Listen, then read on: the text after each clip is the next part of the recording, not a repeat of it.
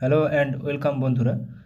আজকের GK revision ক্লাসে আমরা এনটিপিসির জন্য গুরুত্বপূর্ণ অনেকগুলো এমসিকিউ এবং ওয়ান লাইনার আলোচনা করব, যেগুলো পরীক্ষায় আসার মতো, কমন আসার মতো অনেকগুলো কোশ্চেন রেখেছি। ভিডিওটি শেষ পর্যন্ত দেখো। বেরেলিতে 1857 সালের সিপাহী বিদ্রোহের নেতৃত্ব কে দিয়েছিলেন? এখানে দিয়েছিলেন খান বাহাদুর খান। তাহলে 1857 সালের সিপাহী বিদ্রোহ বা মহাবিদ্রোহের সময় কে কোথায় দিয়েছিল আমি লিস্টগুলো পরে দিয়েছি, পুরো পরে আলোচনা করব, তাও এখানে একটা আমি তুলে দিয়েছি। দেখো, বিহারে দিয়েছিল কুনওয়ার সিং, অমর সিং। এলাহাবাদ ও বেনারসে দিয়েছিল লিয়াকত আলী। ফৈজাবাদে দিয়েছিল মৌলভী আহমদুল্লাহ। ফররুখাবাদ তুবচল হাসান খান। বিজানুর মোহাম্মদ খান। মুর্দাবাদ আব্দুল আলী খান। বেরেলি খান বাহাদুর খান। সবগুলো আমি আবার শেষে আলোচনা করব। বিহার, ঝাঁসি কে কোথায় দিয়েছিল নেতৃত্ব। নিম্নের পছন্দগুলির মধ্য থেকে সঠিকটি বেছে নিন। লখনৌতে কে ছিল 1857 সালে সিপাহী বিদ্রোহের সময়? General Havelock. তাহলে এখানে ভুল আছে, ঝাঁসিতে হুগো রুজ ছিল না। তাহলে এখানে ঝাঁসিতে হুগো রুজ ছিলেন না, এটি ভুল আছে। ডালহৌসির সত্যবিলোপ নীতির মাধ্যমে ঝাঁসি কত সালে ব্রিটিশ সাম্রাজ্যভুক্ত হয়? ডালহৌসির সত্যবিলোপ নীতি, ডকট্রিন অফ ল্যাপস, 1853 সালে ঝাঁসি ব্রিটিশ সাম্রাজ্যভুক্ত হয়। 1856 সালে অপশাসন, মিসগভর্নেন্স এর কারণে ডালহৌসি যখন অওধ দখল করে, তখন সেখানকার রাজা কে ছিলেন? ওয়াজেদ আলী শাহ। 1857 সালে পুরনো কিসের বদলে, কোন বন্দুকের বদলে নতুন এনফিল্ড রাইফেল নিয়ে আসা হয় সেনাবাহিনীতে? যেখানে কোন রাইফেল এর বদলে নতুন এনফিল্ড রাইফেল নিয়ে আসা হয়, যেখানে কার্তুজটি মুখে ছিঁড়ে বন্দুকের মধ্যে ব্যবহার করা হতো এবং সেই কার্তুজে গরুর চামড়া বা গরুর কোনো কিছু ইউজ করা হতো। তাহলে কোনটির বদলে? তাহলে ব্রাউন বিসের বদলে নতুন এনফিল্ড রাইফেল নিয়ে আসা হয়েছিল। 12ই মে 1857 সালে যখন বিদ্রোহীরা দিল্লি দখল নেয়, তখন দিল্লির কমান্ডিং অফিসার কে ছিলেন? দিল্লির কমান্ডিং অফিসার কে ছিলেন? লেফটেন্যান্ট উইল গভি। রানী লক্ষ্মীবাঈ এর দত্তক পুত্রের নাম কি ছিল? দত্তক পুত্রের নাম ছিল গঙ্গাধর রাও।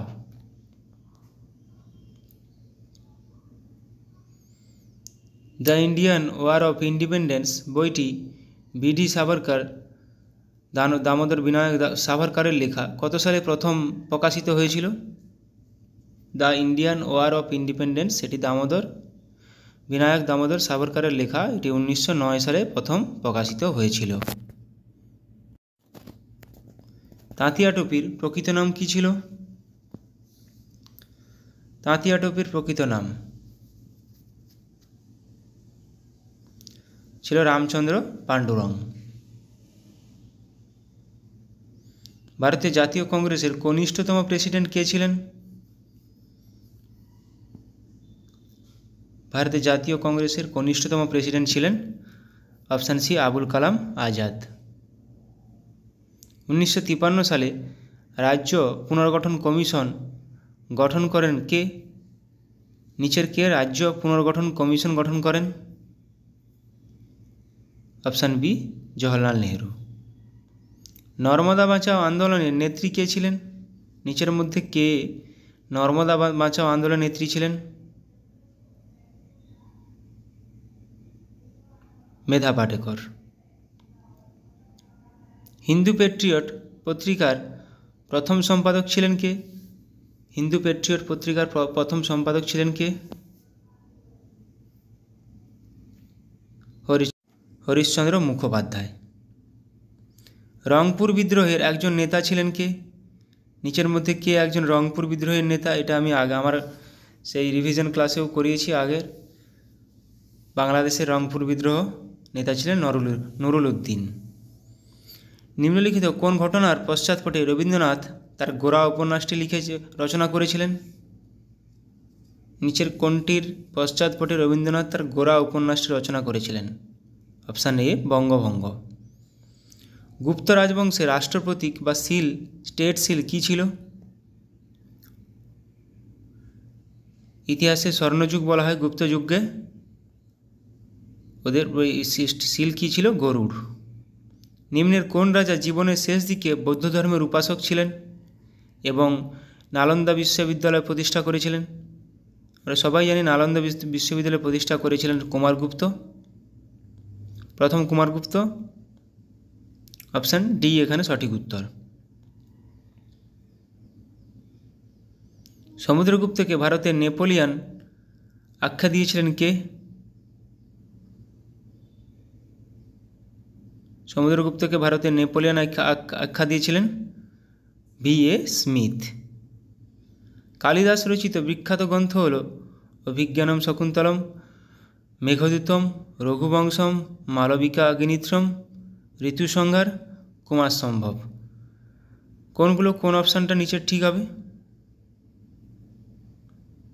কালিদাস উপরের সবগুলোই লিখেছেন, কালিদাস উপরের সবকটি। Option D. গুপ্ত রাজত্বের সময় স্বর্ণমুদ্রা ছিল কি? স্বর্ণমুদ্রার নাম কি ছিল গুপ্ত রাজত্বের সময়? স্বর্ণমুদ্রার নাম ছিল অপশান বি দিনারা। আচ্ছা, এবার আমরা রিভিশন করে নেব 1857 সালের মহাবিদ্রোহের সময় কে কোথায় নেতৃত্ব দিয়েছিল? ব্যারাকপুরে দিয়েছিল মঙ্গল পাণ্ডে, যে প্রথম শহীদ হয়েছিল। দিল্লিতে দ্বিতীয় বাহাদুর শাহ, জেনারেল বখত খান। দিল্লিতে তাহলে জেনারেল বখত খান, দ্বিতীয় বাহাদুর, সেভাবে নাম ধরেও আসে যে জেনারেল বখত খান কোথায় নেতৃত্ব দিয়েছিলেন। তো দিল্লিতে আবার হাকিম আহসানুল্লাহ ও দিয়েছিলেন। লখনৌতে বেগম হজরত মহল, বিরজিস কাদির। বেগম হজরত মহল লখনৌ, এই ল আছে, এভাবে মাথায় রাখতে হবে। দিল্লিতে বখত খান, ব্যারাকপুর মঙ্গল পাণ্ডে। কানপুরে দেখো, কানপুরে নানা সাহেব, রাও সাহেব, নানার ভাতিজা আজিমুল্লাহ খান। তো নানা সাহেব, রাও সাহেব, কানপুর। ঝাঁসিতে রানী লক্ষ্মীবাই, ঝাঁসিতে রানী লক্ষ্মীবাই। বিহারে কুনওয়ার সিং, অমর সিং। বিহারে কুনওয়ার সিং, অমর সিং। এলাহাবাদ ও বেনারসে মৌলভী লিয়াকত আলী। ফৈজাবাদে মৌলভী আহমদুল্লাহ। ফররুখাবাদে তুফজল হাসান খান। বিজানোর মোহাম্মদ খান। মুর্দাবাদ আব্দুল আলী খান। বেরেলি খান বাহাদুর খান। সবগুলো মনে গুরুত্বপূর্ণ না হলেও বেরেলি, এলাহাবাদ, বিহার, ঝাঁসি, দিল্লি, কানপুর, এগুলো খুবই গুরুত্বপূর্ণ। মন্দসর ফিরোজ শাহ। কানপুর তাঁতিয়া টুপি। গোয়ালিয়রে তাঁতিয়া টুপি। আসামে কন্দপরেশ্বর সিং, মণিরাম দত্ত। উড়িষ্যায় সুরেন্দ্র শাহী, উজ্জ্বল শাহী। কুল্লুতে রাজা প্রতাপ সিং।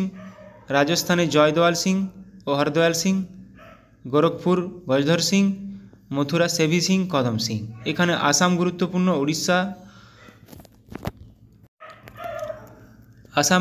উড়িষ্যা, কানপুর, এগুলো খুবই গুরুত্বপূর্ণ। আচ্ছা, এবার কিছু আন্দোলন দেখে নেব গান্ধীজির।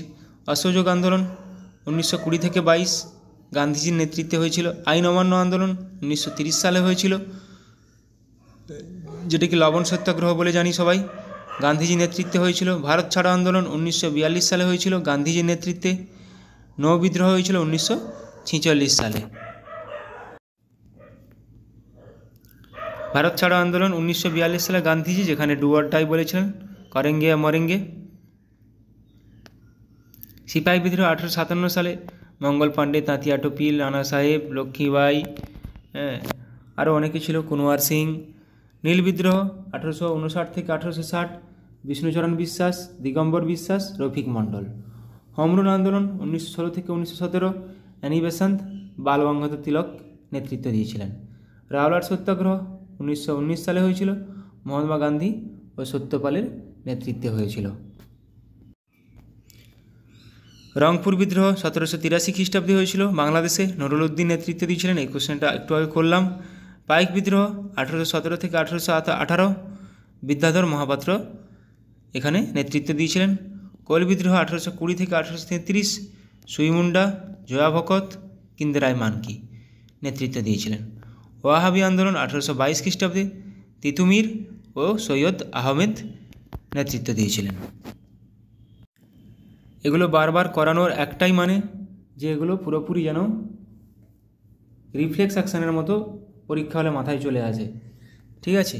যেন এগুলো পরীক্ষার আগে আর না দেখে যেতে হয়। পরীক্ষার আগে দেখার জন্য কারেন্ট অ্যাফেয়ার্স আছে, কিছু ম্যাথ, কিছু রিজনিং, এগুলো যেন না দেখতে হয়।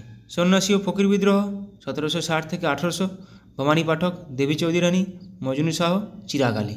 প্রত্যেকটা নামই খুবই গুরুত্বপূর্ণ, নাম ধরেই কোশ্চেন আসে যে দেবী চৌধুরী রানী নিচের কোন বিদ্রোহের সঙ্গে জড়িত ছিলেন, এভাবেই কোশ্চেন আসে। চুয়ার বিদ্রোহ 1769 থেকে 99, জগন্নাথ সিং, দুর্জন সিং, রানী শিরোমণি, আমাদের মেদিনীপুরের রানী শিরোমণি। রংপুর বিদ্রোহ 1783, নুরুল উদ্দিন। পাইক বিদ্রোহ 1817 থেকে 1818, বিদ্যাধর মহাপাত্র। তো চুয়ার বিদ্রোহ, দুর্জন সিং, রানী শিরোমণি, খুবই গুরুত্বপূর্ণ নাম, জগন্নাথ সিং। লখনৌ চুক্তি, কিছু চুক্তি আলোচনা করে নেব। 1916 খ্রিস্টাব্দে হয়েছিল, কাদের মধ্যে হয়েছিল? কংগ্রেস ও মুসলিম লীগ। রাওয়ালপিন্ডি সন্ধি 1919, আমির আমানউল্লাহ ইংরেজ। গান্ধী আরউইন চুক্তি আরেকটা খুবই গুরুত্বপূর্ণ, 1931 খ্রিস্টাব্দে গান্ধী ও আরউইনের মধ্যে হয়েছিল। পুনা চুক্তি হয়েছিল 1932 খ্রিস্টাব্দে, মহাত্মা গান্ধী ও আম্বেদকরের নেতৃত্বে হয়েছিল। এখানে গুরুত্বপূর্ণ লখনৌ চুক্তি এবং পুনা চুক্তি। লখনৌ চুক্তি কাদের মধ্যে হয়েছিল, এগুলোর থেকেও সালটা খুবই গুরুত্বপূর্ণ। লখনৌ চুক্তি কত সালে হয়েছিল, পুনা চুক্তি কত সালে হয়েছিল, এগুলো প্রচুরবার পরীক্ষায় এসছে। লখনৌ চুক্তি, পুনা চুক্তি গুলিয়ে ফেলবে না। সলবাইয়ের সন্ধি 1782, ইংরেজ ও মারাঠা। ম্যাঙ্গালোরের সন্ধি 1784, টিপু সুলতান ও ইংরেজ। সালটা খুবই গুরুত্বপূর্ণ। ম্যাঙ্গালোরের সন্ধি কত খ্রিস্টাব্দে হয়েছিল, 1784। শ্রীরঙ্গপত্তনম সন্ধি আরেকটা খুবই গুরুত্বপূর্ণ, 1792 খ্রিস্টাব্দে, টিপু সুলতান ও ইংরেজ। বেসিনের সন্ধি 1802, পেশোয়া দ্বিতীয় বাজিরাও ও লর্ড ওয়েলেসলির মধ্যে হয়েছিল। তাহলে আমি সালটা আরেকবার রিভিশন করে নিচ্ছি। সলবাই 1782, ম্যাঙ্গালোরের সন্ধি 1784, শ্রীরঙ্গপত্তনমের সন্ধি 1792, বেসিনের সন্ধি 1802। 82, 92, 2 তিনটাই 2 সালে আছে, মাথায় রাখার চেষ্টা করবে। পুরন্দরের সন্ধি 1665, মুঘল সেনাপতি জয় সিং ও শিবাজির মধ্যে হয়েছিল। ওয়ার্নার সন্ধি 1731, দ্বিতীয় শম্ভুজি ও শাহু বাজিরাও। পুরন্দরের সন্ধিটা এখানে গুরুত্বপূর্ণ, আরগুলো না মনে রাখলেও হবে। শালিমারের চুক্তি 1739, তৃতীয় মোহাম্মদ শাহ ও নাদির শাহ। আইলা স্যাপেলের সন্ধি 1748, ইংরেজ ও ফরাসির মধ্যে হয়েছিল। কিছু স্থাপত্য প্রতিষ্ঠাতা, কোথায় কে প্রতিষ্ঠাতা এবং অবস্থান কোথায় দেখে নেব। আগ্রা দুর্গ, আকবর, উত্তরপ্রদেশে অবস্থিত। আকবর দ্বারা 4টা স্থাপত্য, আগ্রা, ফতেপুর সিক্রি, বুলন্দ দরওয়াজা, এলাহাবাদ দুর্গ। 4টাই আকবর দ্বারা নির্মিত এবং কোথায় অবস্থান? 4টাই উত্তরপ্রদেশে অবস্থিত। জামা মসজিদ, শাহজাহান, দিল্লিতে অবস্থিত। তাজমহল, শাহজাহান, উত্তরপ্রদেশ। লালকেল্লা, শাহজাহান, নতুন দিল্লিতে অবস্থিত। যন্তর মন্তর, সোয়াই জয় সিং, দিল্লিতে অবস্থিত। যন্তর মন্তর 4টা আছে, 4টা যন্তর মন্তর, 4টা জায়গায় যন্তর মন্তর তৈরি করা হয়েছিল। তো দিল্লিরটা সোয়াই জয় সিং তৈরি করেছিলেন। সাঁচি স্তূপ অশোক দ্বারা নির্মিত, মধ্যপ্রদেশে অবস্থিত। বুদ্ধগয়া অশোক দ্বারা নির্মিত, বিহারে অবস্থিত। নালন্দা বিশ্ববিদ্যালয় প্রথম কুমারগুপ্ত দ্বারা নির্মিত, বিহারে অবস্থিত। আকবরের সমাধি জাহাঙ্গীর দ্বারা নির্মিত, উত্তরপ্রদেশে অবস্থিত। শালিমার বাগ জাহাঙ্গীর দ্বারা নির্মিত, জম্মু ও কাশ্মীরে অবস্থিত। কোণার্ক সূর্য মন্দির রাজা নরসিংহদেব দ্বারা নির্মিত, ওড়িশাতে অবস্থিত। উদয়গিরি ও খণ্ডগিরি খারবেল দ্বারা নির্মিত, ওড়িশাতে অবস্থিত।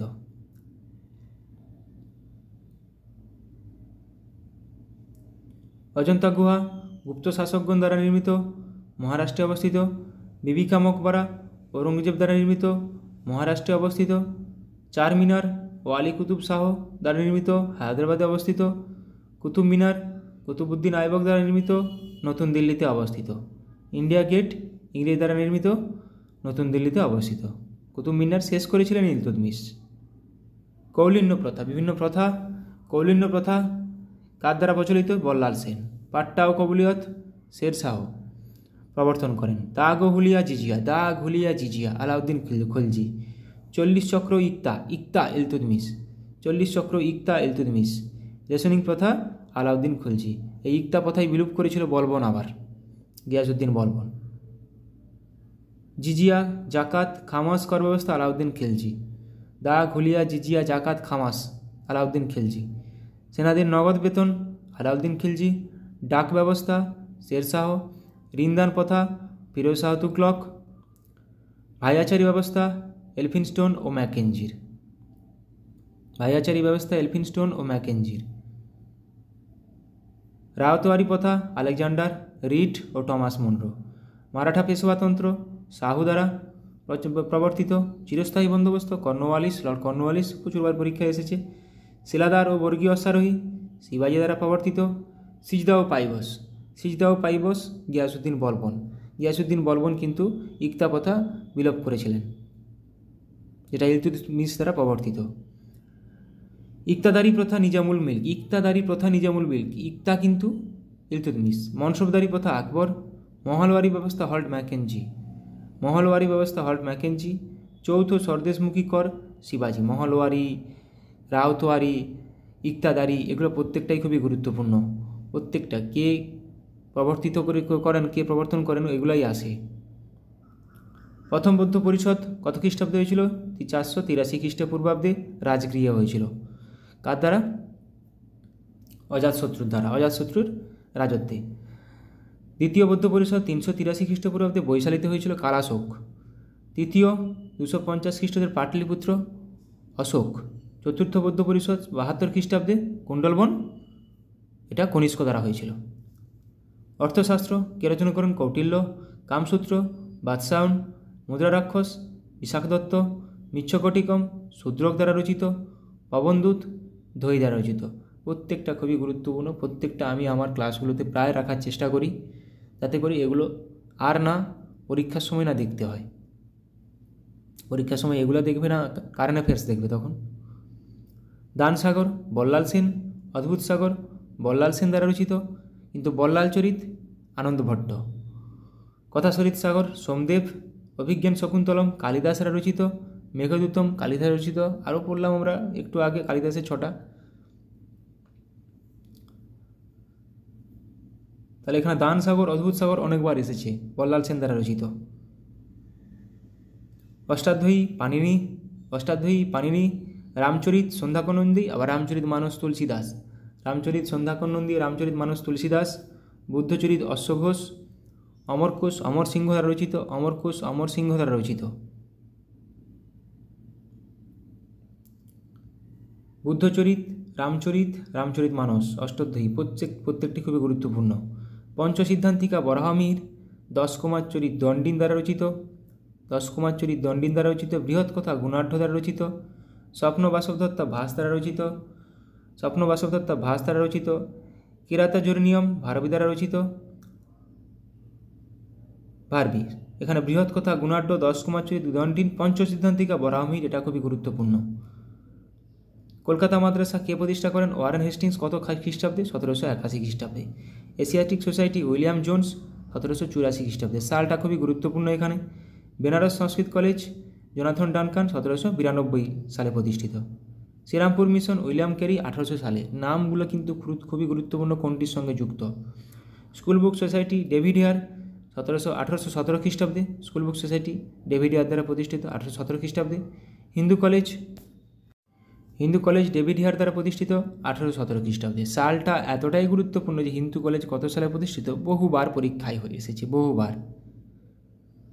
একাডেমিক অ্যাসোসিয়েশন ডিরোজিও দ্বারা প্রতিষ্ঠিত 1828 খ্রিস্টাব্দে।